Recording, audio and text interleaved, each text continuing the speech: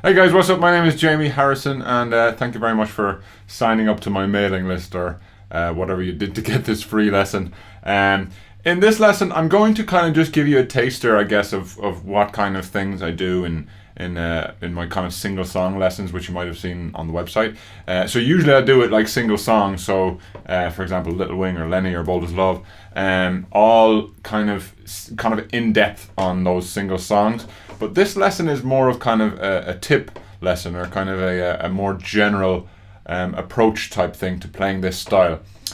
Now, when I say this style, I am talking about the kind of clean Strat style of Hendrix, Stevie Ray Vaughan, John Mayer.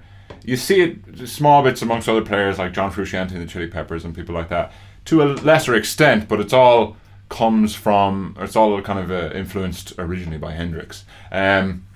So I guess we could call it the Hendrix style. Now, when I say the Hendrix style, I don't mean his wailing guitar solos and the real driven guitar sound. It's like the Little Wings and Wind Cries Mary and stuff like that, where it's kind of that real.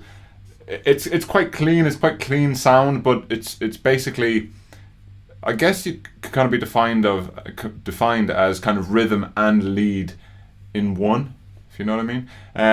So yeah, it's that kind of style. I'm sure you know the kind of type of sound I'm talking about. But anyways, this lesson, I'm going to go in just to kind of an approach on how to play that, and it's be very useful if you're certainly beginning in this style. But if you're more advanced, it might be just something to kind of think about, or something to understand, and it might help just make you see things kind of slightly differently. So hopefully it'll help. Anyways, basically this goes a little bit into theory and a little bit into kind of practical application. Now, the theory is very basic. I pretty much grew up, and all my kind of guitar playing career I had this aversion to music theory. I wanted a good sound.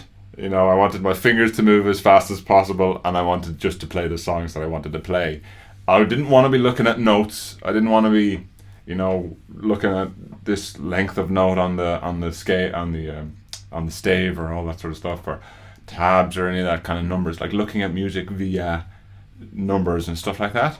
I could see the use in it, but I just didn't want to be focusing, I guess, on that too much.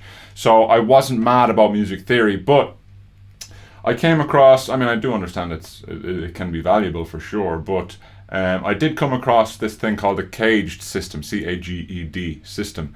And at first I was just kind of like, that's just another kind of thing that's probably not relevant to the style of playing that I want to play. So I kind of ignored it, and it popped up a couple of times. You may have seen it yourself. It popped up a couple of times, and at one point I just decided to give it a chance and just see what it was. And I kind of explored what it was, and that was all fine. And it didn't exactly revolutionize my playing, to be honest, at the start. But once I got into this more Strat, this kind of Stevie Ray Vaughan, Jimi Hendrix style of playing, I realized that this caged system does come in quite useful, and it does come up quite a bit. Even if you've played a couple of songs or learned a couple of songs in this style, you may not understand how. And I'm just going to explain in this lesson how you can, how this approach, or how the caged system works for this, or how it can be applied into this style of playing. Now, the amazing thing about this, or my kind of favorite part about knowing this system, is that you can kind of, once you understand it, kind of like once you have a broad picture of how this works and stuff like that, you can literally pick and mix licks from different songs like this. Like, for example, if you heard a John Mayer song that you really liked, this particular little lick he did on the C minor chord, and you went to a Stevie Ray Vaughan song and it also had a C minor chord in it with Stevie's lick, and you didn't really like Stevie's lick that much, you could literally steal John Mayer's and put it in on that C chord, because you understand the way it works, right? And I've explained this a load of times in my kind of single song lessons, that it's all about the chords. It's about playing around with the chords for this style. It's about lead around the chords themselves. So you play the chords, they're the kind of foundation of the house, and then you build the lead around that. And the walls and the look of the house can change, i.e. the licks can change depending on the chord. But you can kind of take materials from wherever, and copy materials if you want, you know, and build half of this house onto half of this house. And you know, that's my kind of silly analogy, but hopefully it kind of makes sense as to you know, how this is going to work. So let's just get we'll get close up on the guitar, and I'm going to just really quickly go through the CAGED system and then show you how it applies to this style of playing. All right, so the CAGED system, basically what it kind of states is that we have 5 different ways of playing any one chord. So we have the C way, the A way, the G way, the E way, and the D way, which obviously spells CAGED. That's why it's called the CAGED system. Now what that means when I say D way, for example, I mean the D shape. So you can play a C chord, which, you know, sounds like a C, but is in the D shape. It's not necessarily your, when we think of a C chord, we think of that standard C shape, which is one of the first chords we learn, obviously, or that shape, you know. So we have those 5 different ways of kind of playing that one chord. We go up, and they're actually in order. So we have the C way, that's the A way, this is the G, this is the G way, that's the E way, and that's the D way, which obviously spells CAGED. Now, obviously your C way is your standard chord. Alright, that's your standard one. Our A way, our A version, our A shape.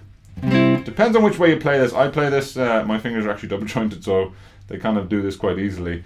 But basically you can bar those 3 fingers, or those 3 strings, or use your 3 fingers there to play them. Okay, that's your A shape.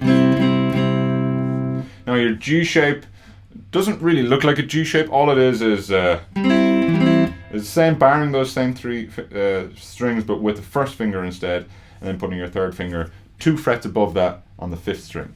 Okay, there's our C. Now, I mean, this can work with any chord. You can, there's the D, you know, there's E, you know, I mean, it just depends on what key you're in and what chord you're actually trying to play, but this applies to every chord across the board. So you have that D way, okay, or sorry, the G shape, sorry. So that's C in the A shape, this is the G shape. Now, let me just explain that G shape, right? Here's our G chord, all right? Now, if we go G sharp, A sharp, B, and C. Okay, there's our kind of G shape. Doesn't actually sound terrible because the open strings are okay, but if we had that in a B, say a B chord, it would sound terrible because you have these 2 horrible strings in there. So what you'd need is something barring across there to act as the nut, and you'd have to somehow play your full G shape there, which obviously is not going to be the easiest thing in the world. So what we do is we just take a section of it. So here's where our G would be, but we can't play these fingers, we can't use these fingers because we just don't have enough fingers in our hands, basically. So what we do is we take this note here, and we put our 3rd finger on that, and then we put our 1st finger there and bar that. So all we're playing is the middle 4 strings of the G. So if we play a G chord there, that's the chord if we just take, say, there's our standard G chord, we play those middle 4 strings, we're playing that exact same chord up there, but because it's moved up a couple of frets, it's a different chord. It's a C chord in this case, right? So we have regular C shape, the A shape, or this, you know, 3 fingers, which I never do, but anyways. And then we have your G shape, which again is just those 4 middle strings. Alright, now we have our E shape, which you probably know is a standard bar chord. There. There's our E shape for C. Now, for this style of playing, what we're going to do, instead of playing that full kind of bar chord, what we're going to do is take our thumb and put it on the kind of root note, which is the C. Alright, and then we're going to play just a triad. So we're just going to play. So from your thumb, your 2 fingers up with your 3rd finger on the 4th string. 2nd finger is on the 3rd string, 1 fret up from the thumb, whatever chord you're on.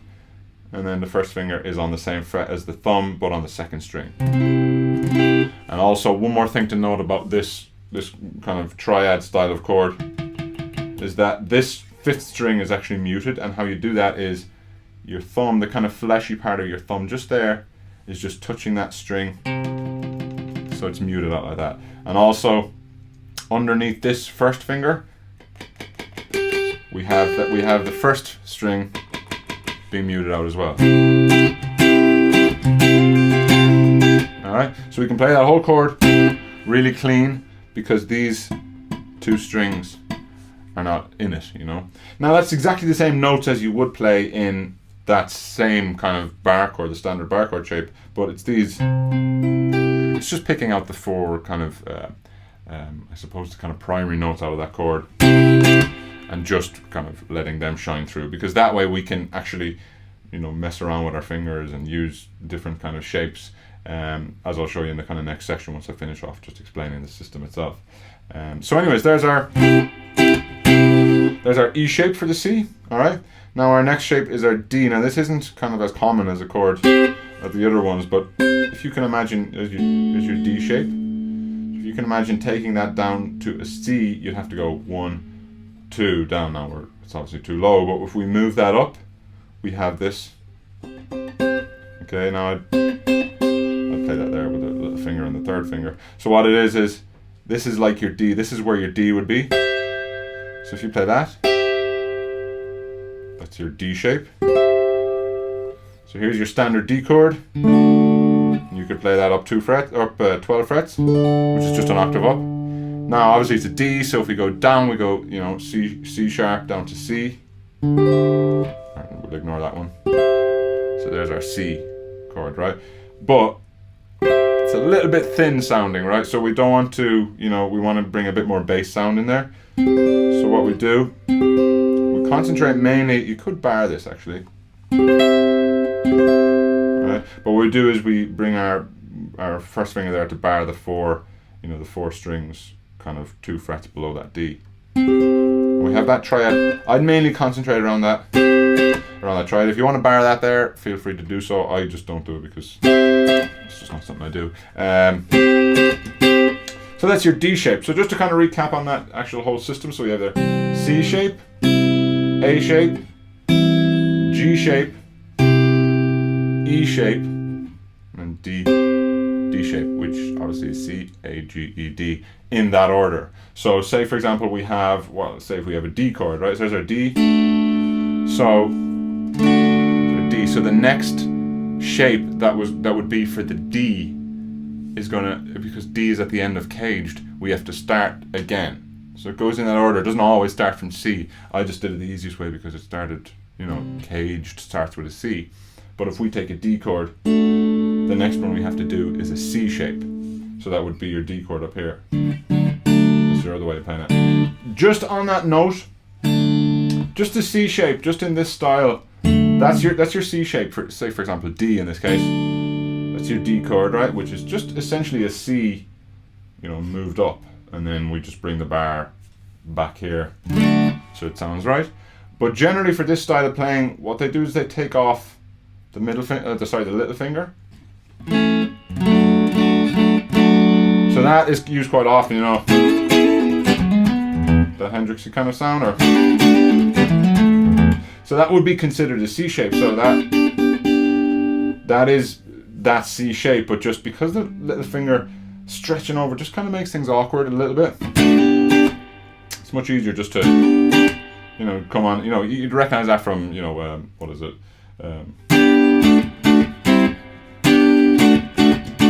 You know, you'd hear that quite a lot. Or you hit John Mayer, you'd hear in Slow Dancing in a Burning Room, kind of that kind of sound. So that's the C shape. Now, just to kind of drill that home even more, if you have an E shape, what would be your next shape? C, A, G, E, and then it'd be your D. So over here, there's your D, and then we go for a C shape, and then we go for A, and then we go for G. You know, so it continues over and over and over again in that order. It's not always C, A, G, E, D. It could start on G, and then you have to go to your E shape, and then you have to go to your D shape, and then your C. So it kind of just goes over and over and over again. It starts, once you get to the kind of end, it just starts over again.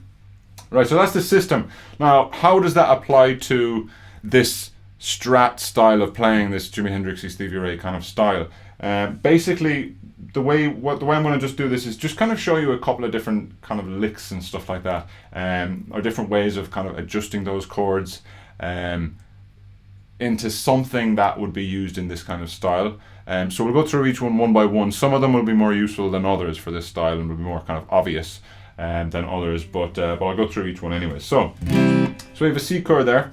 Now the kind of most obvious kind of, we'll say, what we call them, kind of adjustments on those chords. The most obvious ones that you'd hear in this kind of style. Now C, that kind of open C sound is not something you're gonna hear very regularly in this style. It's more of a kind of, it's more of a kind of a folky, strummy thing or something like that. But anyways, I'll go into it all the same. So we have your C chord. The most obvious one is kind of is the little finger coming on. First of all, on the fourth fret on the fourth string, on the third fret. Or on the third string of the second fret. You hear that little wing a little bit, you know. Just that little kind of flick on. You could hammer on and pull off or whatever. The other thing you can do, that's a bit of an adjustment now. It kind of goes down to a kind of a B, or kind of almost like an A minor 7 with a B in the bass or something like that. So, but it is a common thing that's used. So you have.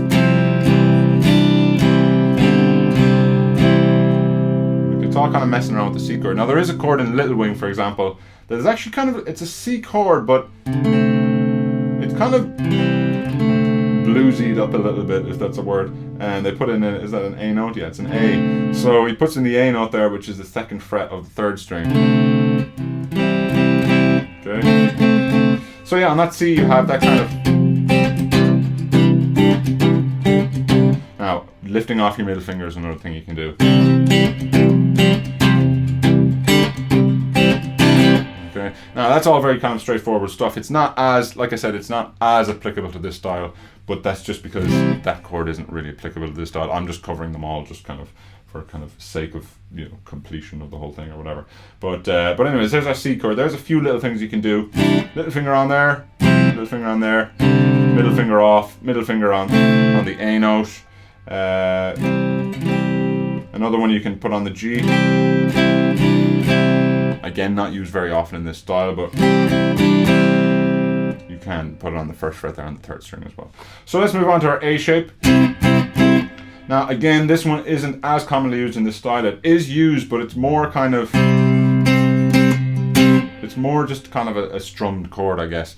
And usually, or more often than not, should we say, not always, but a lot of times this chord is the third of a chord is what makes it sound minor or major. And the thing about blues and kind of bluesy sounding things is that when you go either minor or major, it takes away that bluesy sound, because minor and major notes, the thing that really makes a chord sound minor or major, what blues does is it is kind of in between. It's kind of neither.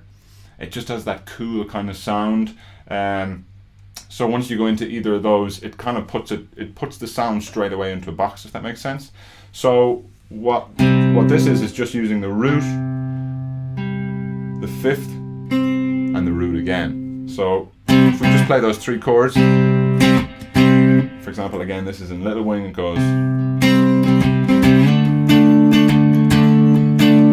Whereas if you add in the major note, it just takes it away. I mean, it does. It's not. I'm not saying it doesn't work, but and it's not necessarily wrong as such, but just it doesn't have that nice kind of bluesy sound. Some people call that for example, a C5 chord or a D5 chord. But anyways, other than that, we have a couple of different things we can do. Basically, the main ones we can do are. So we have our chord bar there. And we have our little finger come on a fret above wherever whatever fret is being barred there by the third finger, and it's on the second string. So, alright, so that's one thing we can do with that chord. Another thing is kind of just let that note off. So you hear it's kind of like a suspended C chord.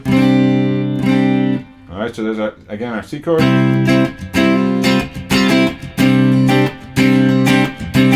Alright, so there's our kind of main options with that chord. There is some other stuff you can do. I'm just not going to get into it for just now. So again, our C chord.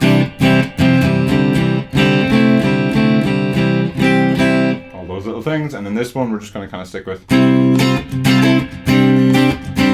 that kind of sound. And just bear in mind about the C5 and the D5, and you know, whether you're going to make them kind of minory sounding or majory sounding, or stick with the kind of in between, which is the kind of bluesier kind of feel. So our next chord is a much more kind of versatile one. It can be, we can do a lot more with this one. This is the G shape, which if you remember is barring there on the 5th fret of those kind of middle 3 strings, well, 2, 3, and 4, and then putting your 3rd finger on 2 frets above wherever this is being barred on the 5th fret, on the 5th string, should I say. So this is based around, if we're in C,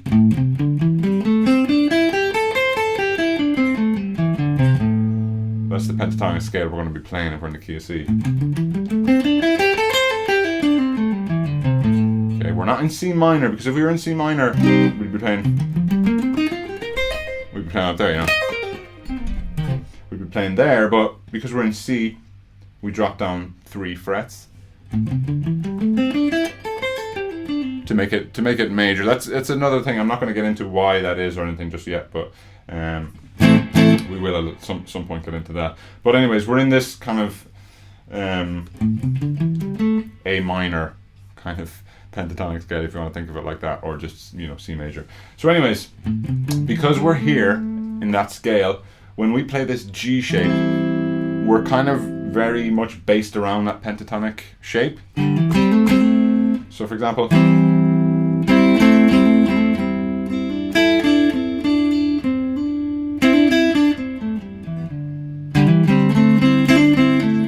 whatever, you can just mess around with that, but it's kind of, you can always go back to your, you know, your C shape there, you know.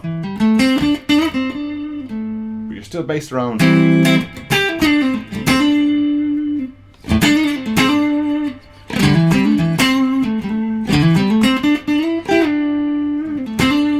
And then we're still in our C chord. Alright? Now you can also do whatever you want down there. And you can even go up to those high notes, you know. You know, you hear Stevie Ray. Yeah, this kind of.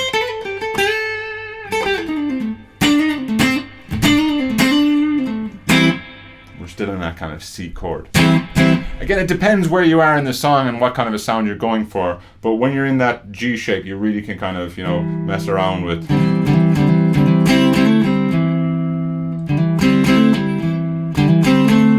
For example, an example of where that would be is in Bold as Love. You have,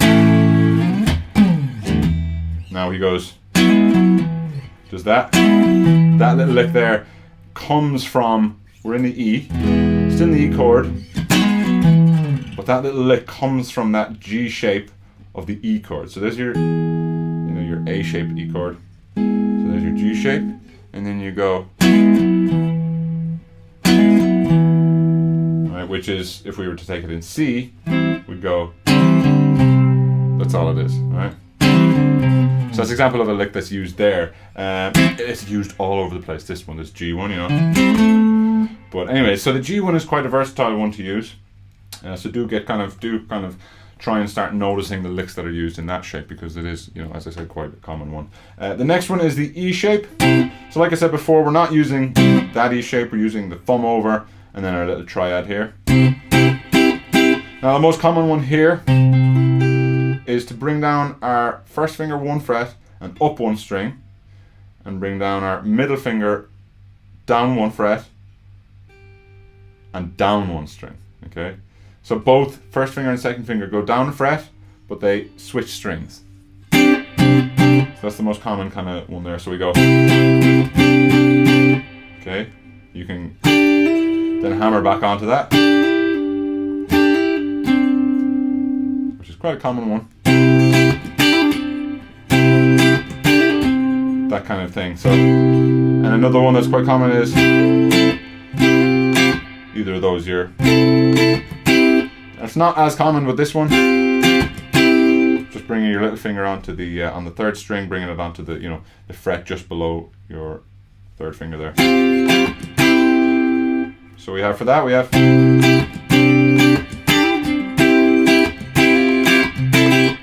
Another one you can use is this one, which you may recognize from Little Wing. Actually, it's in the G chord in Little Wing. You might hear this. That kind of a sound. You also hear it in, for example, Under the Bridge by the Chili Peppers. You know this. And then this. So he uses that there, that little kind of move. So that's, you know, that little move. You can do it with your little finger if you prefer. You know, then you can leave your, kind of leave your fingers there. All right. So that's our E shape. Now finally our D shape, which is around here. That one, as I said before, it's not that common to be honest, but what it is used for a lot is very similar to this C shape thing. Is that kind of a thing. So if you have your D, that's the shape we originally kind of discussed in the earlier on in the video. But what we're going to talk about is using just these two as a kind of a double stop. So you have your first finger there on the 12th fret and your second finger there on the 13th fret of the second string. So this is one that's used a lot there. Those two fingers, I'm around 2 frets up on the 3rd string, and then go down to, you know, from this finger, wherever you are, from this finger, this is going to be 3 frets up. So, and then you have a different shape there. You've gone to a kind of a C there or whatever. It's another C.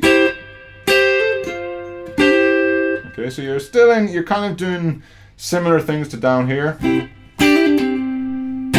Alright, but it's based in a different kind of shape or in a different area in the board. Now that sound can also be used for different chords as well, but the basic principle here is that you know which chord you're based around. So if you hear a lick from Hendrix and it's that you know that you're in A minor at that particular time, or I'm in C at that particular time. So what he's doing is he's going around that G-shaped chord. So you know, you start noticing what chord it's based around. So yeah, that's my kind of brief overview of the CAGED system and, you know, how it applies to this style of playing.